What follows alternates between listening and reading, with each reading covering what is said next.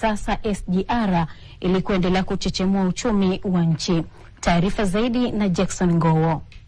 Treni ya kisasa ya mwendo kasi ikiwa ni miaka miwili tangu kuanza kwa safari ya Dar es Salaam hadi jijini.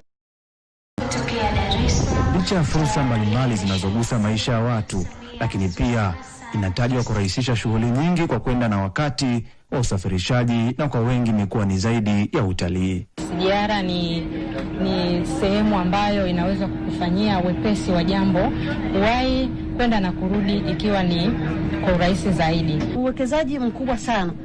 Wito wangu wa Tanzania, SGR nauli zake ni bei rahisi sana na mandhari pia ni nzuri. Meneja wa stesheni ya SGR Samia Suluhu Hassan hapa Dodoma anatoa takwimu za hali ya usafiri tangu kuanza kwa safari hizo hapa mkoani Dodoma.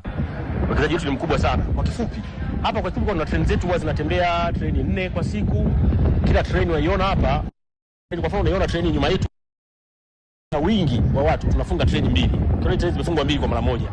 Kwa hapa zinabeba 16 na kila moja inachukua watu 580. Kwa hiyo utaona kama hapa tulipo abiria walishuka hapa saa hizi kwa ujumla kuanzia Dar es Salaam mpaka hapa ni zaidi ya 1000. Mbali na hilo, tunasafirisha mizigo kwa sasa.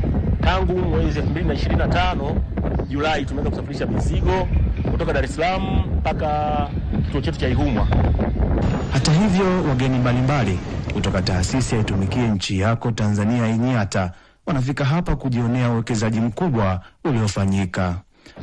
Tumeshajifunza mambo mengi, kwa maana tuendelee kuwashukuru, lakini Watanzania tuwakaribishe kila mmoja aone hili jambo sio la mtu mmoja, ni la Watanzania wote. Sasa sisi kama taasisi tuko hapa na jopo hili kwa ajili ya kujifunza mambo kadhaa ili kuweza kujua namna gani miundombinu ya SGR inaendeshwa. Aidha, taasisi hiyo imepata wasaa kutembelea mradi mwingine wa hospitali ya Benjamin Mkapa jijini Dodoma na kuahidi kuchangia huduma mbalimbali. Jackson Ngowo, TBC.